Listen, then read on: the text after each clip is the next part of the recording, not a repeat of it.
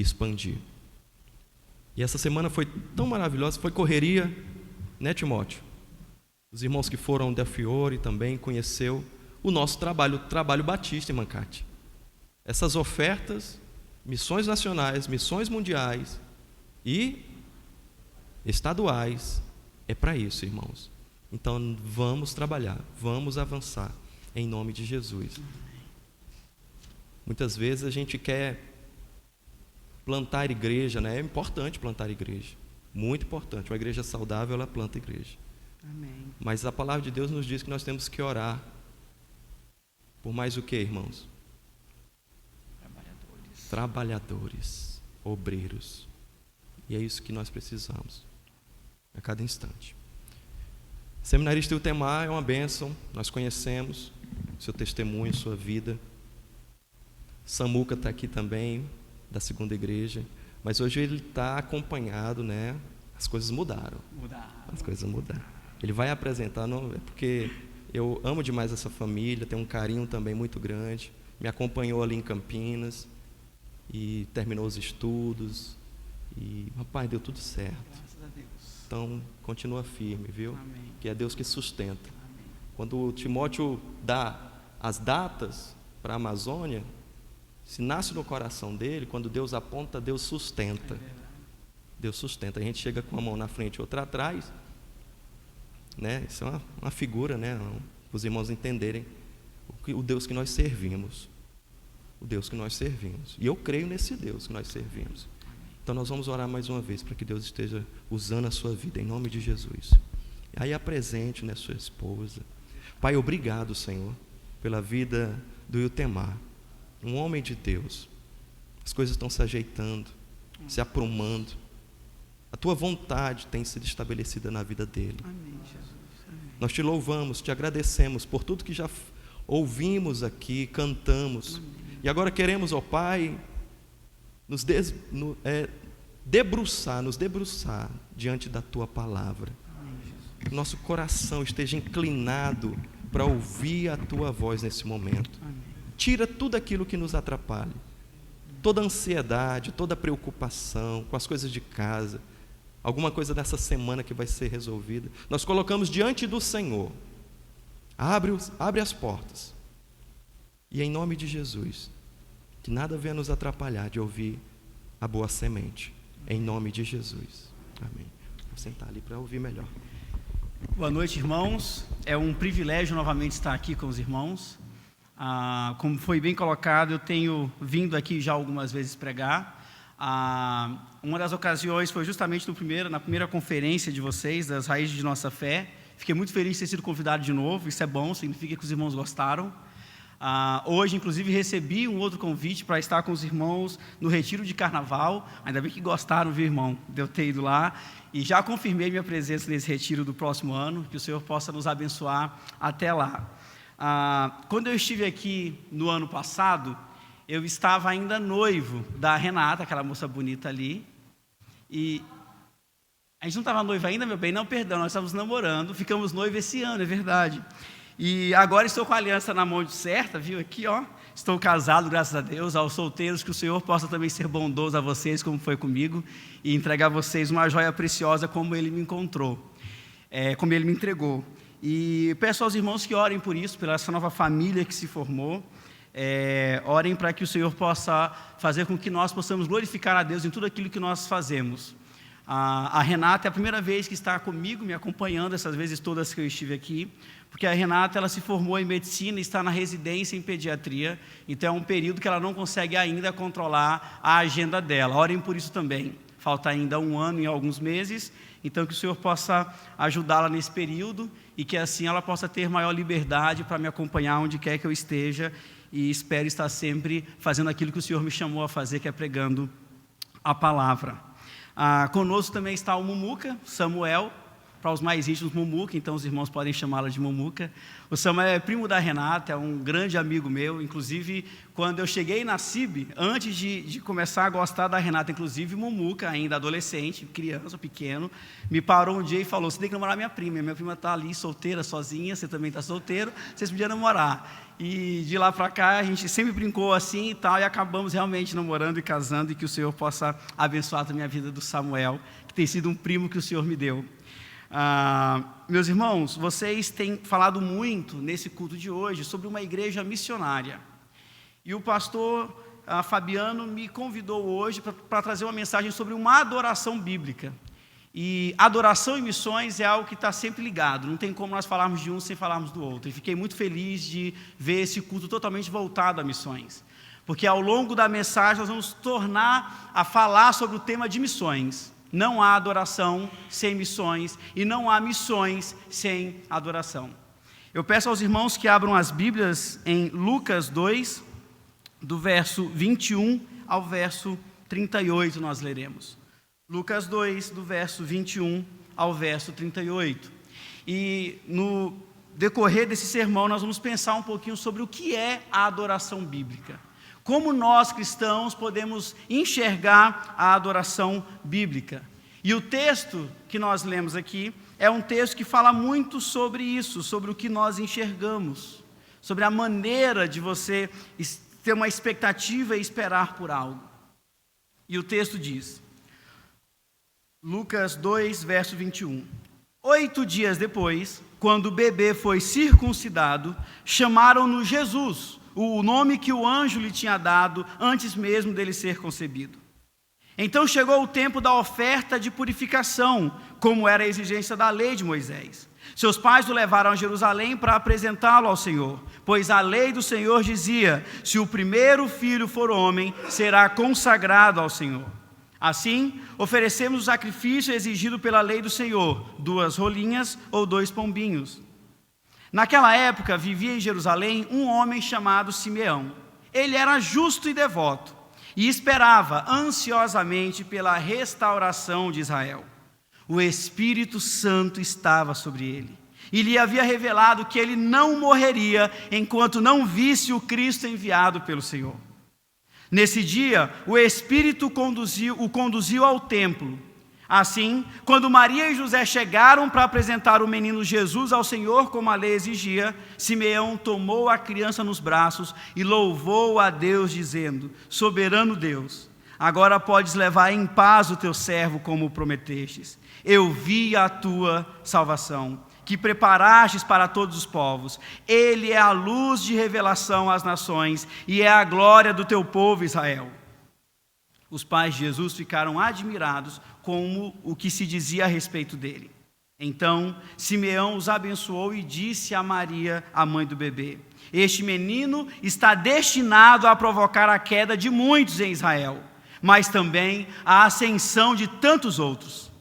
Foi enviado como sinal de Deus, mas muitos resistirão a ele. Como resultado, serão revelados os pensamentos mais profundos de muitos corações. E você sentirá como se uma espada atravessasse a sua alma. A profetisa Ana, filha de Fanuel, da tribo de Asser, também estava no templo. Era muito idosa e havia perdido o marido depois de 7 anos de casados, e vivido como viúva até os 84 anos. Nunca deixava o templo, adorando a Deus dia e noite em jejum e oração. Chegou ali naquele momento e começou a louvar a Deus. Falava a respeito da criança e todos que esperavam a redenção de Jerusalém. Oremos. Ó Deus, que o Senhor possa nesse momento me esvaziar de mim mesmo, tirar de mim todo orgulho e vaidade e me encher apenas do Teu Espírito. Que eu possa estar aqui em sinal de adoração ao Senhor e que eu possa, neste momento de pregação, também levar a igreja a Te adorar em espírito e em verdade. Que a Sua palavra aberta diante de nós seja aquilo que vai realmente nos conduzir nessa noite. É assim que eu oro, em nome de Jesus. Amém. Meus irmãos, a Bíblia ela é bastante clara quando o assunto é o real significado da adoração bíblica. Nós temos algumas pessoas que não entendem bem o que é adoração. Nós temos um grupo muito pequeno de cristãos que realmente procuram na Escritura o que é a adoração bíblica, ou como nós devemos adorar. Então nós entramos em uma igreja, entramos em outra, e cada igreja diz que tem a liberdade de entender o que é adoração e de adorar do seu jeito. Há alguns anos atrás eu pude entrar numa dita igreja aqui de Goiânia, uma dita igreja, porque realmente não tem como nós afirmarmos que aquilo ali era uma igreja, e todos os elementos do culto eram uma total bagunça, uma desordem completa. Nós não conseguíamos entender o que era cada tempo e cada momento do culto. Num dado momento, um certo pregador toma a frente, onde ele vai conduzir a igreja a mensagem do Senhor, eu com minha Bíblia na mão, naquela escuridão total, era uma igreja de parede preta e de luzes apagadas, e eu tentando entender como é que eu ia ler, ele olha para mim, só tinha eu com Bíblia numa igreja lotada, estamos falando de uma igreja cheia, meus irmãos. Eu nunca vi tanta gente na minha vida dentro de uma igreja. Os adolescentes, as crianças saíram, os adolescentes não cabiam sentados, eles sentaram aqui. O pregador tinha apenas o espaço dele, uma igreja lotada, cheia, e uma igreja grande, imensa. E naquele momento ele olhou para mim, só tinha eu com a Bíblia na mão, ele olha para mim e fala assim, olhando para mim: os irmãos sabem que igreja de parede preta e luzes apagadas, a gente lê a Bíblia no celular. Eu peguei minha Bíblia, fiquei envergonhado de estar com a Bíblia dentro de uma igreja, fechei minha Bíblia e peguei meu celular. Com 15 minutos de sermão, eu estava com um colega, eu viro para ele e falo: vamos embora? Porque enquanto ele pregava, eu dizia: meu Deus. E uma irmãzinha no fundo dizia: meu Deus. Eu falei: não tem como, a gente falar a mesma coisa de maneiras diferentes. Então, com 15 minutos, eu levantei e saí daquela igreja. Eu estava lá para fazer um trabalho do seminário e foi o seminário o trabalho que eu mais me alegrei em fazer. Era um trabalho sobre seitas e heresias e eu encontrei a maior de Goiânia. O que é adoração bíblica? A Bíblia ela define como nós devemos agir. E desde que o pastor Fabiano me convidou para falar nessa conferência sobre este assunto, eu me peguei pensando e meditando sobre o que é adoração bíblica, sobre como nós realmente devemos adorar a Deus. E enquanto eu pensava na forma de expor esse texto, e expor esse tema, eu me recordei de uma pequena citação do Tozer, que é um grande pastor que viveu e morreu nos anos 60. E ele escreveu um livro chamado A Procura de Deus. Na realidade é um livro devocional. Ele é publicado pela editora Betânia. E em um dado momento, esse pastor ele escreve o seguinte: agora é prática comum na maioria das igrejas evangélicas oferecer ao povo, especialmente aos jovens, um máximo de entretenimento e o mínimo de instrução séria. Só isso aqui já é suficiente para a gente olhar e confrontar com o que nós vivemos. Mas ele continua: é praticamente impossível, na maioria dos lugares, conseguir que alguém participe da reunião onde a única atração é Deus. Só se pode concluir que os filhos professos de Deus estão entediados com Ele, porque devem ser cortejados para uma reunião com um pedaço de doce listrado na forma de filmes religiosos, jogos e refrescos. Meus irmãos, é triste quando eu me sento com líderes de juventude, líderes adolescentes, e aqui eu peço perdão se é uma prática de vocês, mas conhecendo o pastor de vocês, eu creio que não. Mas eu me entristeço muito quando eu sento com líderes de jovens adolescentes dessa nossa cidade, do nosso estado, líderes batistas. Eu me entristeço, porque o que eu vejo é justamente isso aqui, é pegando um pedaço de doce e oferecendo para o jovem, em vez de uma instrução séria, é oferecendo entretenimento em vez de instrução séria. Certa vez, um grupo de liderança denominacional, com diversos líderes de adolescentes e juventudes do nosso estado, estavam numa discussão séria sobre como atrair jovens. A minha resposta foi a mais óbvia: o Evangelho. O Evangelho. Eu aprendi algo ao longo da minha caminhada cristã, aprendi isso com o pastor Leandro Peixoto, e para mim isso é fundamental. Aquilo que nós fazemos para trazer alguém à igreja é o que eu tenho que oferecer para essa pessoa o resto da vida, senão ela sai. Então, se eu trago a pessoa à igreja por meio do Evangelho, se eu ofereço o Evangelho o resto da vida, ela vai estar alimentada. Agora, se eu ofereço um entretenimento, e é isso que traz a pessoa aqui, eu vou ter que oferecer para o resto da vida entretenimento, senão ela vai embora da igreja. Então, naquela conversa, eu falei, olha, é o Evangelho é o correto. Mas eu ouço, que é isso? Eu ganho a pessoa para o rock primeiro, depois para Cristo. Eu ouvi isso. E o print. E sabe o que é o pior? Ficou eu debatendo com o líder, dentro de um grupo, até que eu desisti e falei, Senhor, que o Senhor cuide, porque eu não posso fazer nada. E todos os outros apoiando aquela pessoa. Apenas 3 líderes me procuraram no privado e disseram, eu concordo com você, mas não vou brigar lá. Essa é a realidade do nosso estado. A adoração, ela não é o que nós pensamos que é. Porque, na verdade, nós oferecemos o entretenimento. O culto, meus irmãos, não é para ninguém aqui, o culto é para Deus. O espectador do culto não são os irmãos sentados, mas é Deus recebendo aquilo que nós fazemos, nossa adoração. Mas o que nós estamos tornando o nosso culto é algo diferente, onde nós somos espectadores. É justamente o que um escritor chamado Kent Hungers escreve no seu livro Disciplinas de um Homem Piedoso. Ele diz, a suposição não expressa, mas cada vez mais comum da cristandade de hoje, é que a adoração é primeiramente para nós, para satisfazer as nossas necessidades.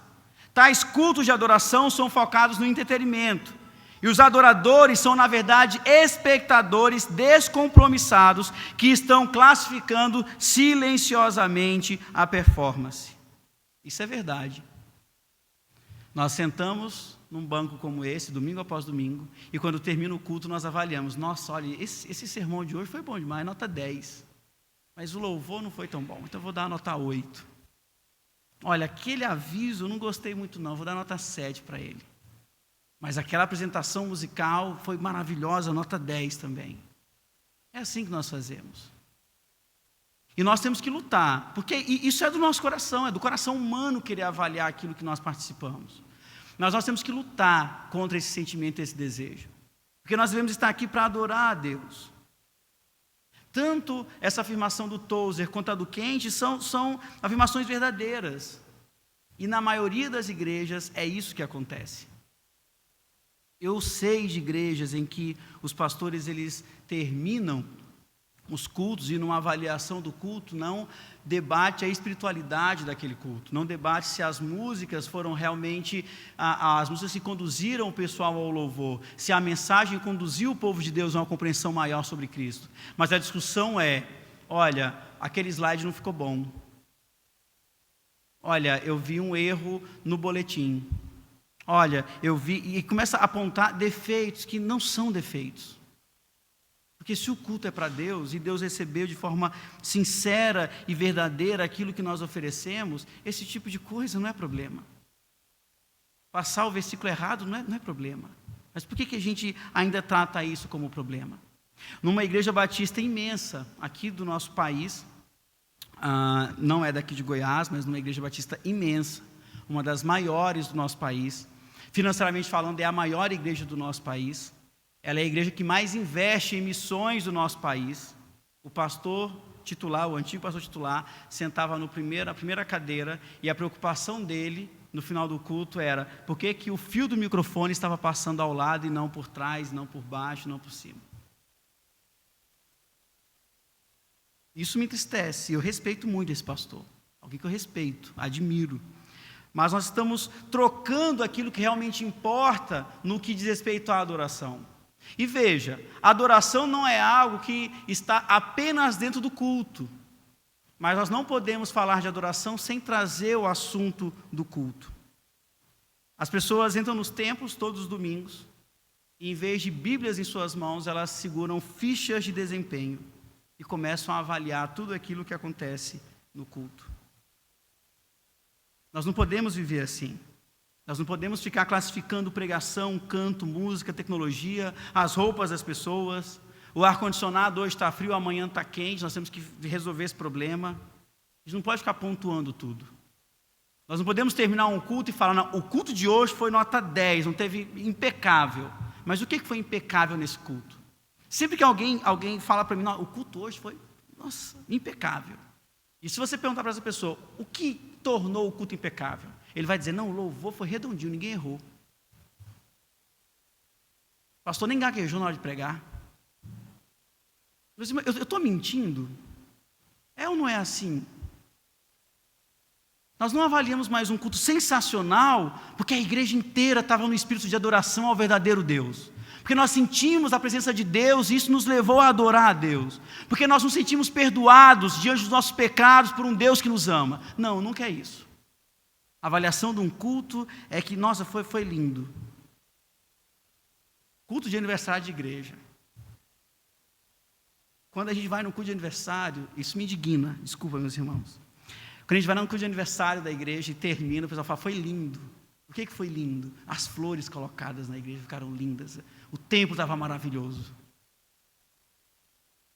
Sempre que eu vou num culto de aniversário e eu ouço isso, eu me lembro de Jesus e os discípulos assistindo um certo culto no templo, e ao final eles saem. Jesus, durante todo o culto, observou algo incrível, a oferta de uma viúva, 2 moedinhas. Os discípulos saem daquele ambiente e falam, você ouviu aqui, ó, tudo de ouro no templo. Esse é o problema, nós não estamos mais avaliando a adoração que nós realmente devemos ter nesse momento, mas estamos avaliando o local que nós estamos, o espaço que nós estamos. Mas o grande problema disso é que se eu pergunto a você o que é adoração, você sabe, ninguém tem dúvida aqui do que é adoração.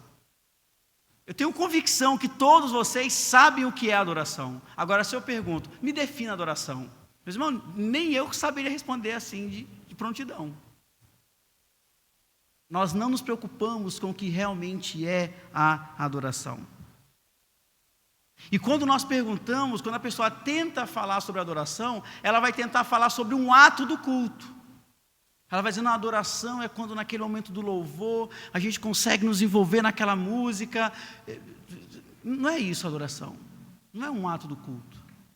Algumas semanas atrás eu estava numa igreja, e foi até um tema de conversa depois na mesa de casa, no almoço, porque nós ouvimos o seguinte, durante o culto, na hora da mensagem, o dado pregador disse o seguinte, agora nós estamos no momento mais importante do culto. Não, o culto é importante, e tudo que acontece no culto é importante. Esse sermão não é mais importante do que a música que nós cantamos. Porque o que é o culto? O culto, ele possui, segundo a Escritura, alguns elementos. Se não tem os elementos, não é culto. E os elementos, eles giram em torno da palavra de Deus. Os elementos são, eu preciso cantar a palavra, eu preciso pregar a palavra, eu preciso ler a palavra, eu preciso orar a palavra e, por fim, eu preciso praticar a palavra. Quando é que eu prego a palavra? Quando a gente abre a Bíblia e prega. Quando é que eu leio a palavra? Quando o irmão nos conduz numa leitura bíblica. Quando é que eu oro a palavra? Quando a pessoa ora aquilo que a Escritura diz que nós devemos orar. Quando é que eu pratico a palavra? Eu pratico a palavra no momento em que nós temos a celebração da ceia e do batismo. É a palavra praticada. Então isso são os elementos de um culto. E tudo isso é importante. Não tem algo mais importante do que o outro. Eu digo isso porque quando eu era adolescente eu ouvi muito que o momento mais importante do culto era o momento da palavra. E pessoas piedosas, inclusive, nem entravam na igreja no momento do louvor. E se diziam piedosos. Não, eu entro no momento da palavra, porque é ali que é importante. Meus irmãos, o culto é importante, porque o culto inteiro é um processo de adoração a Deus. Então, quando nós perguntamos para a pessoa o que é adoração, algumas vão falar sobre o tipo de música tocada. Adoração, isso eu ouvi muito. Ministérios de música às vezes pensam isso, e se for o seu caso, eu peço que você olhe com carinho para a Escritura.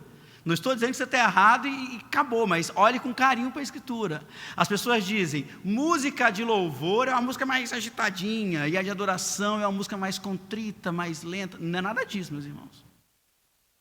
O que diz se uma música, ela adora a Deus, é a sua letra. Então, assim, não é isso que significa a adoração. Não é uma música mais rápida, uma música mais lenta. Não é um pregador mais envolvente, mais engraçado ou mais tradicional. Não é o tempo de culto que vai definir se esse culto ele é um culto de adoração ou não. Às vezes nós temos, os batistas principalmente, nós temos uma mania de dizer, não, o culto da manhã é um culto mais doutrinário, da noite é mais evangelístico. Gente, todo culto é evangelístico. Porque se não tem evangelho, pode fechar as portas da igreja, entregar a chave na convenção, vamos para casa que dá mais futuro. Culto é evangelístico. Ah, mas de manhã é mais doutrinário. Se não tem evangelho, não é doutrinário. Tudo é evangelístico. Tudo que nós fazemos é evangelístico. E quando eu falo evangelístico, eu estou falando sobre missões. Tudo que fazemos é evangelístico. O culto inteiro é evangelístico. As músicas são evangelísticas. Eu fiquei muito feliz com o que vocês cantaram hoje. As músicas precisam ser escolhidas a dedo. Músicas que falam sobre o evangelho, sobre Cristo. Porque Nicodemos fala isso e eu concordo com ele. O que mais prega ao nosso coração no sentido de nos aconselhar durante a semana inteira são as músicas. Sabe por quê? Porque aqui no momento da mensagem, vocês estão me ouvindo, vocês esqueceram seus problemas nesse exato momento, estão concentrados no que eu estou falando. Mas no momento do louvor, vocês choram, porque vocês estão ainda com o seu coração refletindo sobre aquilo que vocês estão vivendo, as dificuldades, as enfermidades dos parentes. E no momento do louvor, vocês ouvem aquilo que o Senhor está falando por meio daquela letra. E isso aconselha a igreja. Isso prega ao coração da igreja também. Isso é importante nós termos esse cuidado com a escolha das músicas. Porque tudo isso nos conduz à adoração. E nós vivemos numa correria do dia. Nossas semanas são agitadas. E aí nós temos que separar um momento, segundo a Escritura, mandamentos de Deus, um momento para que nós possamos nos entregar por inteiro em adoração a Deus. Nós, protestantes, cremos que esse dia é o domingo, por alguns motivos. Depois o pastor Fabiano, se já não tratou com vocês, poderia tratar isso de uma maneira mais abrangente, mas em resumo, Cristo ressuscita no domingo e aparece aos discípulos no domingo. Por isso o domingo é utilizado como dia do Senhor a partir do Novo Testamento. E nós então separamos o domingo para um dia de adoração a Deus. E aí a pergunta é, o que seria então essa adoração? Nós sempre falamos que adorar é também servir, mas como que isso funciona? A palavra em hebraico que significa adorar é avodá. E ela está sempre vinculada à ideia de se prostrar diante de Deus, ou de se ajoelhar diante de Deus. Êxodo 34:8. No mesmo instante, Moisés se prostrou com o rosto no chão e adorou. Ou seja, sempre que a Escritura vai trazer a ideia de adoração a Deus, ela também traz se prostrar diante de Deus, se prostrar com o rosto no chão. Salmo 95:6. Venham, vamos adorar e nos prostrar, vamos nos ajoelhar diante do Senhor, nosso Criador. A adoração está ligada a se prostrar, a se ajoelhar. 2 Crônicas 7:3. Quando todos os israelitas viram o fogo descer e a presença gloriosa do Senhor encher o templo, prostraram-se com o rosto no chão, adoraram e louvaram ao Senhor, dizendo: Ele é bom, seu amor dura para sempre. Então a Escritura ela vai trazer essa ideia de se prostrar. Esse é o sentido dessa palavra adoração. Ela está sempre associada à expressão se prostrar ou se ajoelhar. Mas isso não quer dizer que todas as vezes que eu for adorar a Deus, eu tenho que me prostrar ou me ajoelhar. Nós não somos muçulmanos, nós temos que virar para a Meca, nos ajoelhar num tapetinho. Não é isso. Não é isso que o texto fala. O texto está trazendo sobre um símbolo, uma atitude simbólica de como nós devemos estar na presença de Deus. A atitude de se prostrar ou de se ajoelhar, ela é uma atitude que expressa muito mais do que amor. Eu amo a Renata. E nem só por amá-la eu me prostro diante dela todos os dias. Na verdade, não me prostro dia nenhum, né, meu bem? Mas isso não quer dizer que eu não a ame. Então nós entendemos que esse ato é um ato de adoração, ele é um ato maior do que o ato de amar. Outros vão dizer que adorar é como ter um grande respeito por alguém. Eu creio que todos vocês respeitam os mais velhos, respeitam os seus patrões, mas eu não vejo ninguém chegando diante do patrão e se ajoelhando diante dele, se prostrando diante dele. Então adorar é um ato maior do que amar e é um ato maior do que respeitar. Que ato seria esse de adorar? É o ato de servir. E se você fala, mas Júnior, mas adorar está na Escritura Sagrada sempre ligado a essa ideia de se prostrar, de se ajoelhar. E ao mesmo tempo de servir, eles não se encaixam muito bem. Na realidade se encaixam e se encaixam muito bem. Porque quando eu sirvo alguém, é isso que eu estou fazendo. Eu estou dizendo, você é muito importante para mim. Você se prostra de alguma forma diante da pessoa. Você dobra o seu orgulho, muitas vezes, para servir alguém. Você se curva dessa maneira. Então, quando eu sirvo o meu irmão em amor, o que eu estou dizendo, olha, nesse exato momento, a sua necessidade é maior do que a minha. E por isso eu tomo a decisão de me esvaziar e te servir. Prostrar-se diante de alguém significa reconhecer que alguém é o seu Senhor. E é isso que Cristo é o nosso, Ele é o nosso Senhor. Se Ele é o nosso Senhor, nós somos servos dEle. Senhor e servo, um manda, o outro obedece. Se Cristo é o nosso Senhor, Ele é quem manda. Se nós somos servos, nós obedecemos a Ele. Então a Bíblia também vai associar adoração ao serviço. Gênesis 2,15. Esse texto ele é lindo. O Senhor Deus colocou o homem no jardim do Éden para cultivá-lo e tomar conta dele. Júnior, o que isso aqui tem a ver com adoração? A palavra cultivá-lo.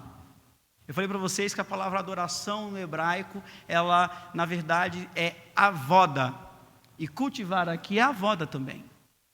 Servir. A ideia de servir está totalmente ligada a esta ideia de adorar. Então, nós estamos falando que o ato de servir é também um ato de adoração. E aqui a gente poderia falar muito sobre trabalho. Como que o cristão consegue colocar o seu trabalho secular, como nós falamos, em um ato de adoração a Deus. Isso é um tema para uma outra conferência, pastor. Falarmos sobre como o cristão deve trabalhar. Porque a ideia de vocação que nós temos hoje, ela foi nos dada justamente pela Reforma Protestante. Até antes da Reforma, só existia uma vocação, a sacerdotal. Se você não fosse sacerdote, você não era vocacionado. Ou você vira um monge, entendendo que você tem uma vocação da parte de Deus, ou você ia trabalhar.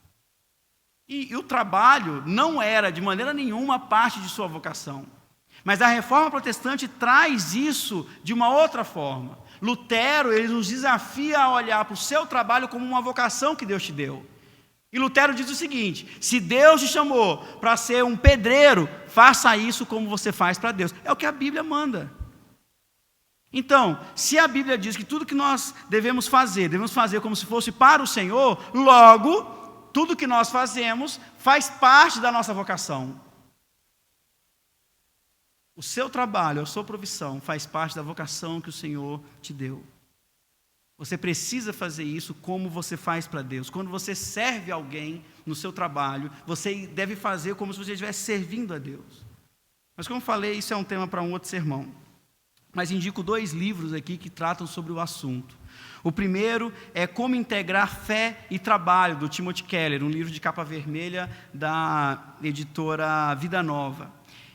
Livro excelente, vai trazer essa ideia de você integrar o que é a sua fé com o seu trabalho. Ele vai trazer esses valores da Reforma Protestante, dizendo que tudo aquilo que nós fazemos é um ato de serviço a Deus. E o segundo livro que eu indico é O Evangelho no Trabalho, do Greg Gilbert. Esse aqui é da editora Fiel. E ele também vai trazer essa mesma ideia de que você precisa incluir o Evangelho naquilo que você faz. Os seus atos dentro do seu trabalho é um ato de você pregar o Evangelho. Mas nesse momento, nessa noite, o que é importante é nós notarmos que há uma grande relação entre o que é adorar e o que é servir. E quando eu falo servir, é justamente um ato de trabalho. Tudo que nós possuímos pertence a Deus. Então nós somos servos de Deus, porque tudo que nós temos pertence a Deus. Nós somos mesquinhos, porque nós não temos nada e achamos que temos tudo. Que mesquinharia a nossa? A minha. Eu falo nossa, mas assim, é um confronto a mim primeiro. Nós entregamos 10% daquilo que nós recebemos do Senhor e achamos que fazemos muito pela igreja. Nós ficamos felizes de saber que a igreja conseguiu pagar suas contas nesse mês e ainda mandamos um pouquinho para missões. Isso, gente, isso não pode nos deixar felizes. A alegria de uma igreja é quando ela sabe assim, não, nós temos dinheiro hoje para pagar nossas contas e não para mandar um pouquinho para missões, mas para sustentar o nosso missionário no campo. O nosso irmão quer ir lá para o Amazonas, nós temos condição de mandar ele para o Amazonas agora. porque nós temos sido fiéis naquilo que o Senhor nos exige. O pastor Fabiano não me pediu, inclusive peço perdão, porque esse é um dos assuntos delicados para a gente tratar no púlpito do outro. Mas dízimo, meus irmãos, é algo que a igreja precisa entender, porque é um ato de adoração. O primeiro culto bíblico está lá em Gênesis. 2 irmãos se reuniram para um culto. Ninguém cantou, ninguém pregou, mas ambos deram ofertas ao Senhor. Isso é um culto. Eu tenho feito um curso de missões, Perspectiva, não sei se o senhor conhece, e eu pude ter aula com um professor que foi missionário num país da África, e ele falou o seguinte: olha, eu cheguei no Brasil envergonhado depois do que eu vi na África. Ele foi por anos missionário na África, porque eu estava acostumado com aquilo que eu via na África. Eu chego no Brasil, no momento de dízimo, parece que eu estou dentro de um velório. Lá na África as pessoas vão alegres ofertar. E ele fala, todo mundo oferta na África. O culto é um culto que não acaba. Esse é o primeiro ponto que ele, segundo ele. Ele falou que as pessoas caminhavam por 5 horas para chegar num culto. E ele chegou lá no culto de carro, missionário, chegou de carro naquele culto. Quando deu 2 horas de culto, ele falou, bem, encerramos o culto. Aí o pessoal, calma aí, pastor, eu andei 5 horas para chegar aqui. Só acho que eu vou me contentar com um cultinho de 2 horas? Não, vamos continuar. E começaram a cantar de novo, e prega de novo. E aí passaram 5 horas de culto, ele falou, agora, né, meus irmãos, pastor, eu andei 5 horas para vir aqui. Eu vou passar o meu dia adorando a Deus. E aquele culto durou quase 10 horas. A gente não dá conta disso aqui.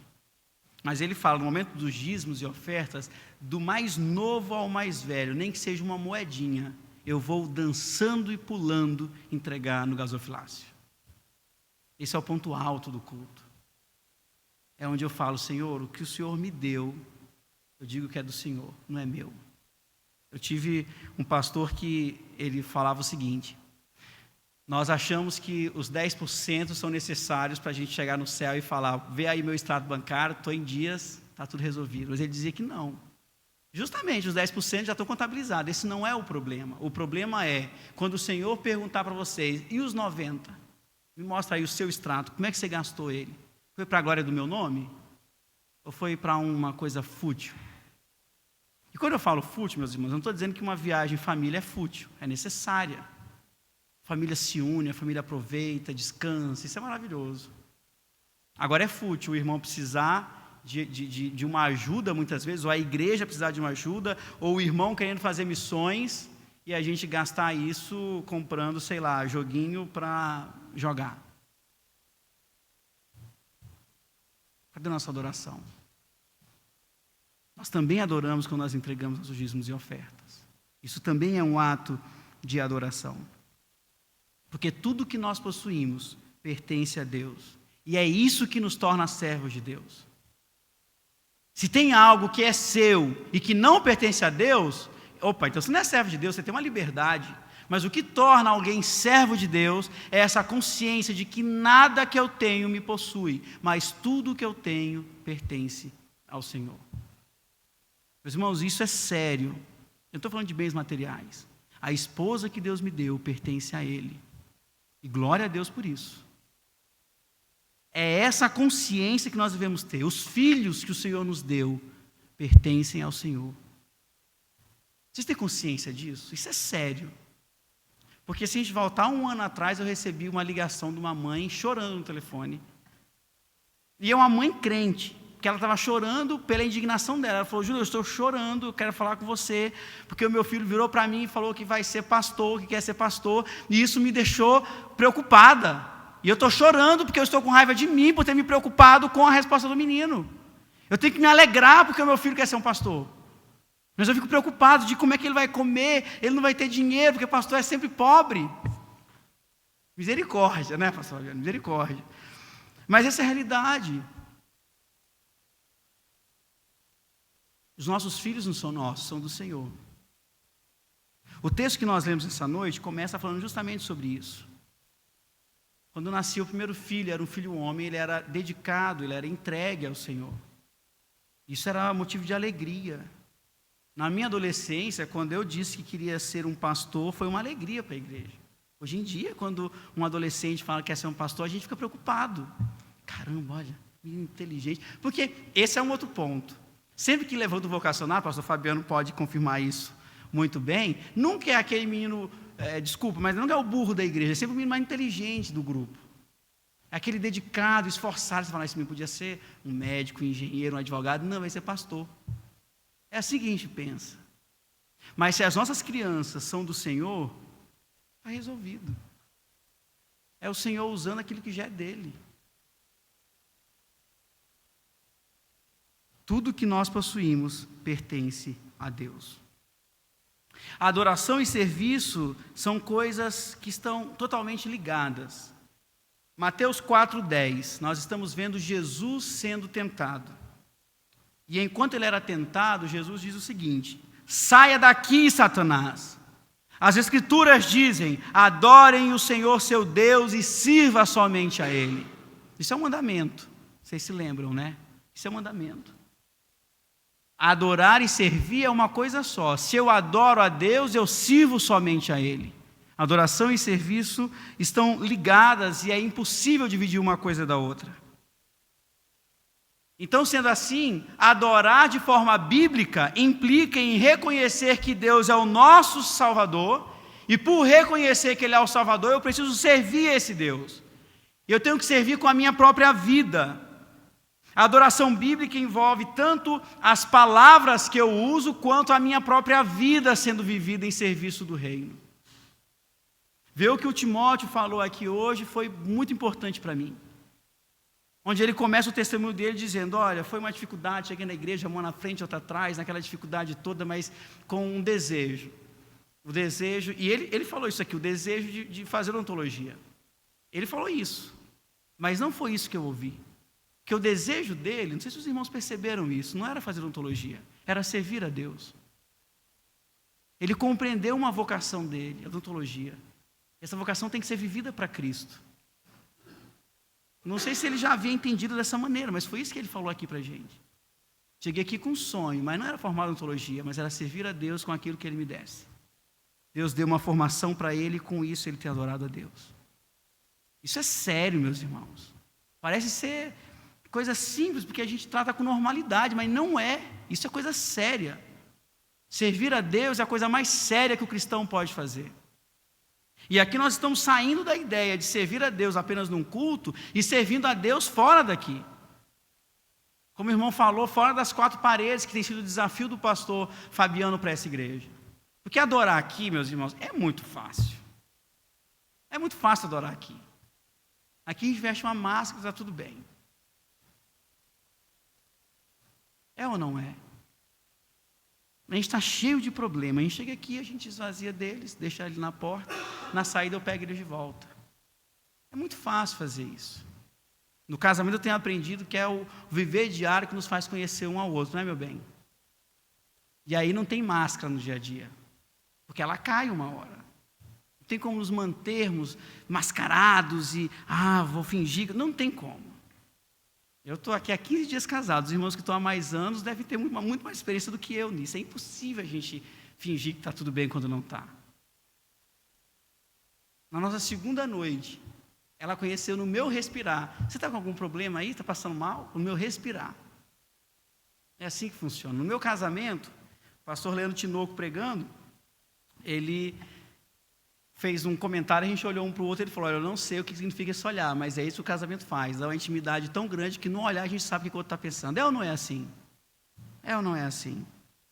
Então nós devemos entender que é justamente esse o grande ponto da adoração a Deus, é quando nós temos um nível de intimidade, de serviço ao Pai que nos leva a compreender exatamente o que Ele quer de nós. E aí nós vamos ter que tratar um pouquinho, e eu não sei quanto tempo eu tenho não, pastor, mas eu vou falando aqui, quando estiver pronto o senhor me fala. Eu queria falar um pouquinho sobre o que era a adoração no Antigo Testamento e o que é a adoração no Novo Testamento. Porque no Antigo Testamento a adoração ela ocorria, como nós falamos no início, num local definido. Existia um momento definido, existia uma maneira definida de adorar.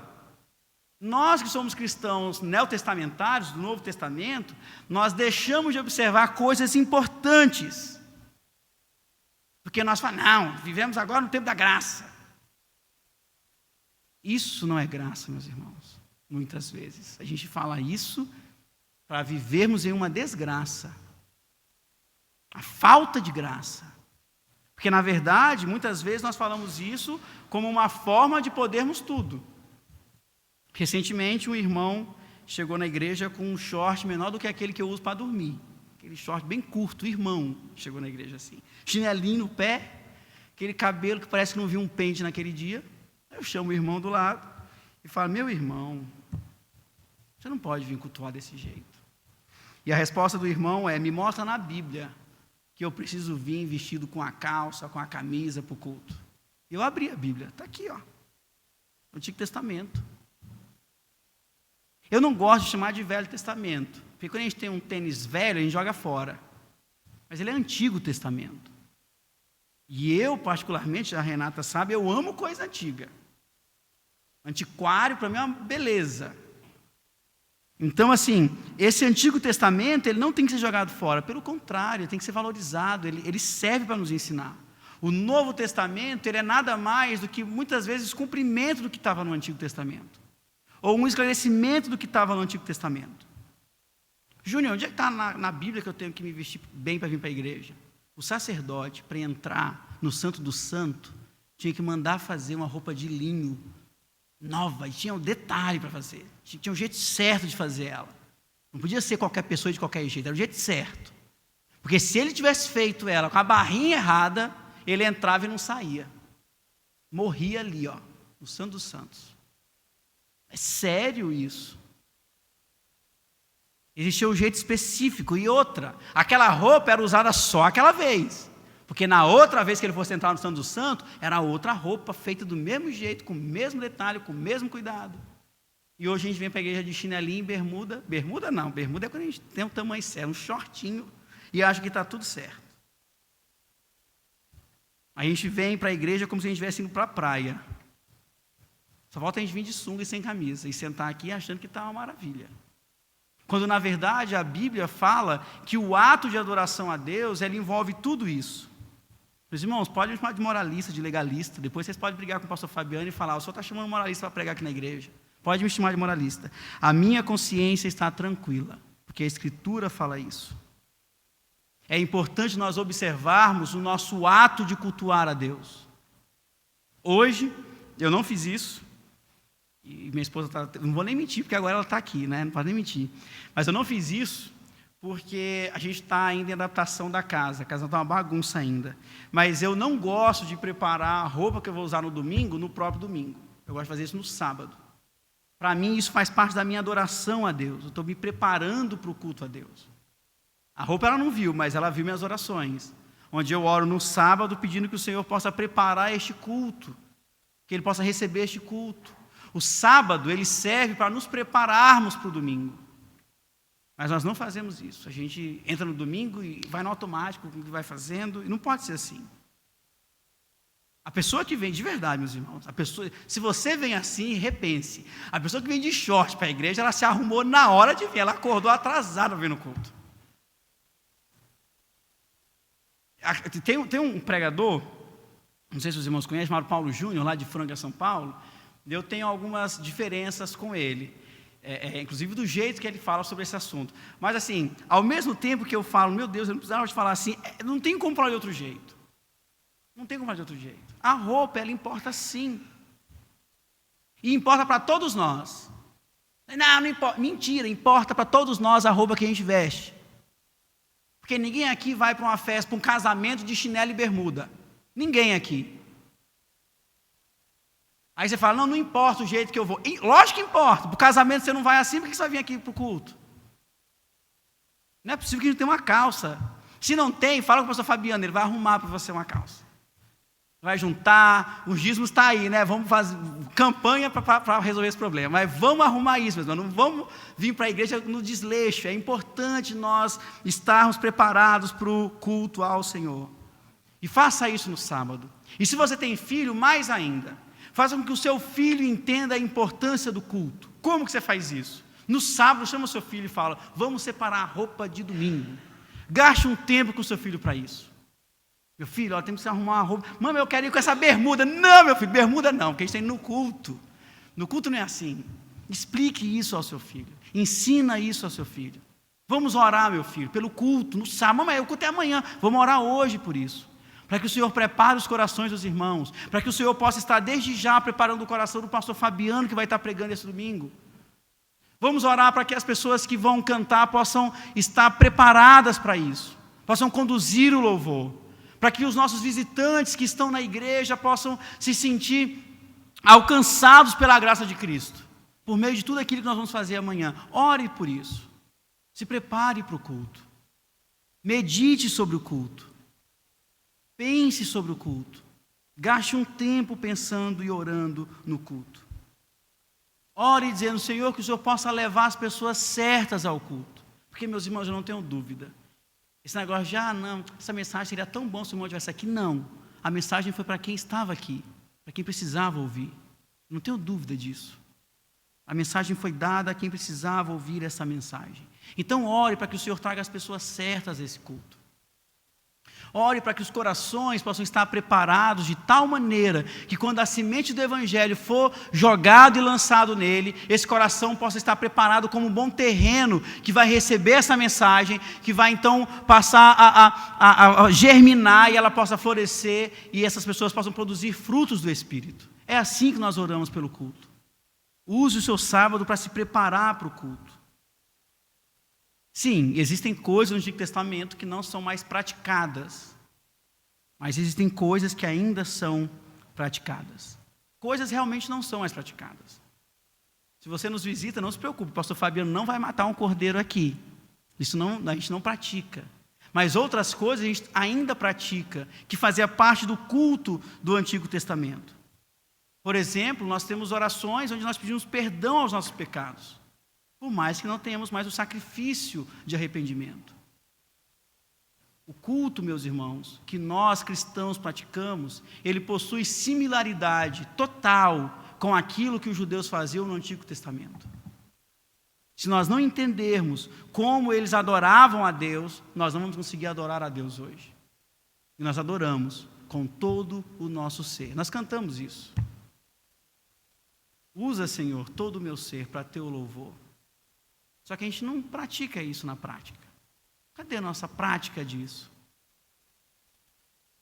Os embaixadores do rei, e eu como embaixador do rei, sempre me lembro disso, ele tem um compromisso. E o terceiro tópico diz, conservar o meu corpo limpo e pronto para o serviço. Isso significa que o embaixador do rei ele tem que estar sempre pronto para pregar o evangelho. Usar droga, não posso. Porque meu corpo tem que estar sempre limpo e pronto para o serviço. Se eu estiver aqui fazendo algo errado e eu precisar de pregar o evangelho, como é que eu vou pregar se eu não tenho testemunho? Então, conservar o corpo limpo não era só tomar banho, mas era, inclusive, estar sempre pronto para pregar o evangelho. Assim nós devemos viver. No Antigo Testamento, isso era uma adoração. Ela possuía um local definido e um jeito definido de fazer. Esse jeito, ele ainda deve ser praticado quando nós estivermos em ambiente de culto. Mas nós também temos o Novo Testamento. E há uma virada de página no Novo Testamento.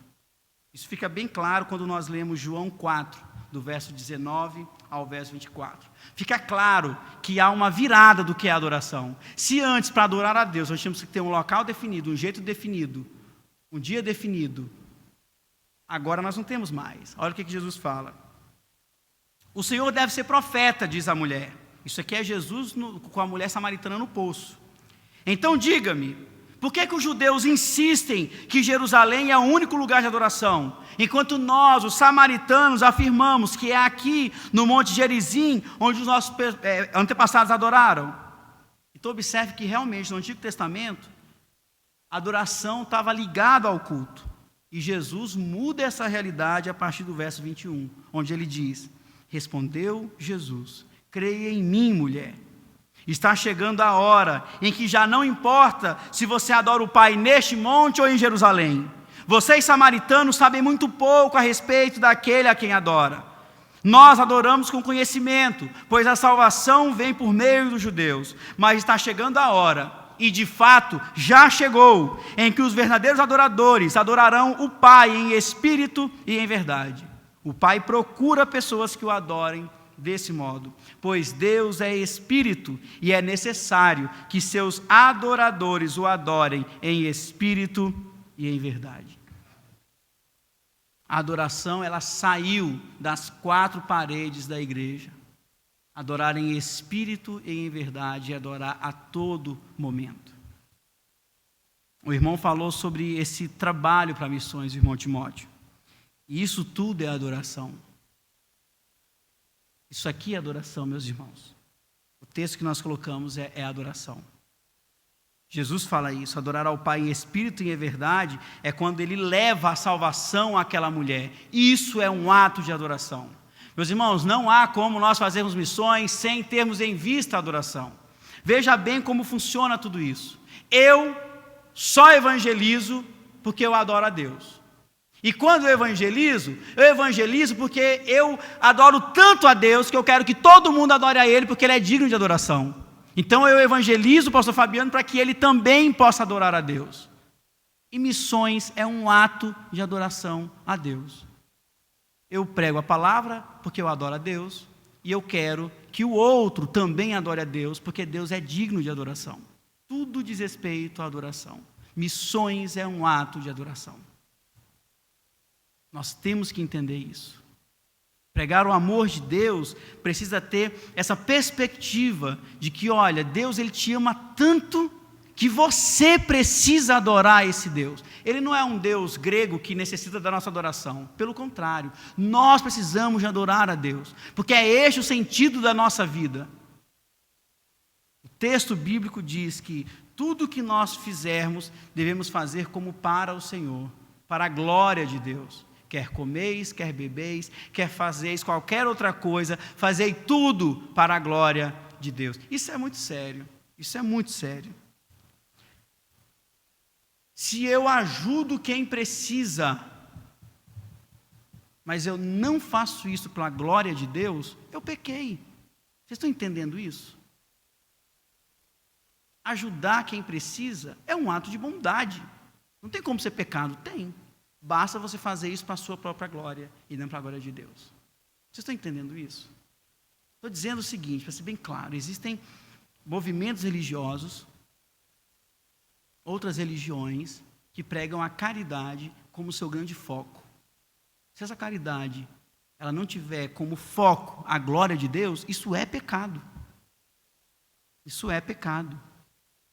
Porque tudo que fazemos, devemos fazer para adoração a Deus. Se assim não for, estamos pecando. Adoração é algo sério, meus irmãos. É algo da vida. Existe um certo texto, e eu indico aos irmãos que leiam, eu vou encaminhar ele depois para o pastor Fabiano, e os irmãos que desejarem podem pegar com ele. Mas é um texto, um pequeno texto do John Piper, onde ele vai falar sobre tomar um suco de laranja para a glória de Deus. Ou seja, como que o cristão toma um suco de laranja em adoração a Deus? Isso é possível, porque é isso que a Bíblia pede. Fazei tudo para a glória de Deus. Tudo, meus irmãos, é tudo. Não tem como ser tudo só umas coisas. Tudo é tudo. Então nós devemos sentar na mesa para comer para a glória de Deus. Vocês oram quando vocês vão sentar em família para comer? Ou sozinho? Meus irmãos, isso é sério. Isso é sério. Deem as mãos e orem. Consagrem aquele alimento ao Senhor. Nós precisamos fazer tudo para adoração a Deus. No Novo Testamento, a adoração ela sai das 4 paredes e ela passa a ser parte da vida do cristão. E é daí que Lutero tira essa ideia. Tudo que nós fazemos para Deus. Agora eu quero que os irmãos voltem para o texto de Lucas. Eu não quero ser como aqueles pregadores que leem um texto e pregam uma mensagem deixando o texto de lado. Eu quero que os irmãos voltem para o texto de Lucas, porque nós vamos entender o que esse texto, que cita 2 personagens muito interessantes, Simeão e Ana, fala sobre adoração. 2 pessoas importantes. Ambos tinham um amor imenso pela casa de Deus. Ambos amavam a casa de Deus. A Bíblia diz que ambos estavam no templo. No verso 37 de Lucas 2, no verso 27 de Lucas 2, nós vamos ler que Simeão foi conduzido ao templo pelo Espírito. Olha que coisa linda. Ele foi conduzido ao templo pelo Espírito. Ele amava aquele templo, porque o Espírito conduzia até ali. E no verso 37 nós vamos ler que Ana nunca deixava o templo. Ela adorava a Deus de dia e de noite, em jejum e oração. Oh, meu Deus. Eu olho para isso aqui, eu tenho vergonha de mim às vezes. Ele era conduzido ao templo pelo Espírito. E ela nunca deixava o templo. Lembrem-se do que eu acabei de falar. No Antigo Testamento, a adoração a Deus estava ligada a estar no templo. Ela nunca deixava o templo. Essa mulher adorava adorar a Deus. Olha que coisa maravilhosa. Ana era uma viúva. Existe um problema de tradução. Nós não conseguimos identificar se ela era viúva há 84 anos ou se ela era uma viúva de 84 anos. A NVT tenta resolver esse problema, mas no original a gente não consegue identificar isso. O que nós sabemos é que provavelmente ela era uma viúva há muito tempo. Em ambos os casos, se ela fosse uma viúva de 84 anos ou há 84 anos, essa frase ela é seguida dessa afirmação que para mim é maravilhosa. Ela nunca deixou o templo. Ana nunca deixou o templo. Aqui para mim é um exemplo de mulher. Ela nunca deixou o templo. Lembre-se, ela era viúva. Ela era uma mãe, provavelmente, que não tinha um marido. Ela tinha que cuidar daquelas crianças. E ela nunca deixou o templo. Isso aqui sugere a espiritualidade dessa mulher. Ela, em vez de se lamentar, ela ia aos pés do Senhor pedir ajuda, porque era o Senhor que ajudava essa mulher. Ana era uma mulher que amava adorar ao Senhor. Era uma mulher que estava sempre na igreja. Ela podia ir em tantos lugares, mas ela gostava de estar na igreja. E nós vivemos num mundo em que é um desafio. Quem tem filho, eu não tenho ainda, espero ter 8, se a Renata topar, mas o desafio da família atual é muito grande. Nós vamos ver que os pais precisam levar os filhos em tudo. Tem futebol, depois tem a natação, depois tem o futsal, depois tem o inglês,